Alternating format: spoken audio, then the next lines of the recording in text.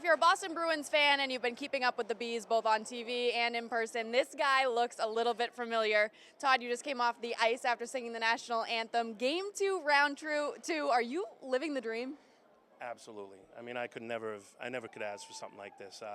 I mean, working here for the past, almost 20 years, singing my whole life, to get this opportunity to be entrusted by the organization, by the team, the reaction from the fans. I mean, I can go on and on.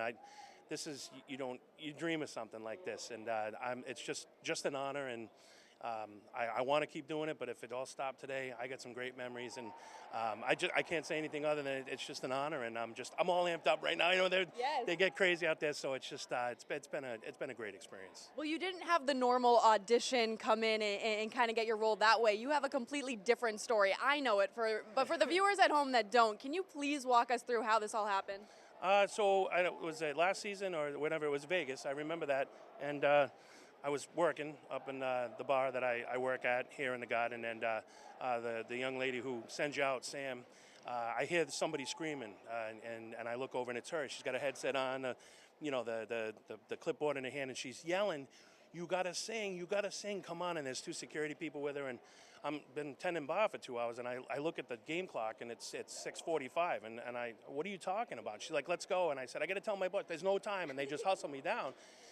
Somebody slapped a jacket on me and pushed me out, and I ran out there, sang the anthem, and I turned around, I walked off the ice, and I said, "Can someone tell me just what just happened, because I'd like to know." And they said, "Oh, there was a person who was supposed to be here tonight to fill in, and they didn't make it, so we knew you were upstairs." And I said, "Okay, well, I can't think of a better opportunity." So that's kind of how it all got going. So, well, a lot of Bees fans know about Renee. Have you talked to him? Did he give you any advice?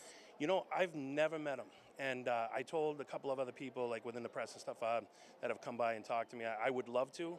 So I guess I'm saying if anybody knows him, I'd love to meet him. I'd love to pick his brain. I'd love to just hear what he thinks. I want to hear what his memories were, what maybe some of his regrets were. I definitely would love some advice if this is going to keep happening for me. But no, I've never met him. I get a lot. One guy asked me right before we went out on the ice, and he said, "How about a couple of fist bumps?" And I said, "No." I said, that's his. Yeah. That's his. I want him.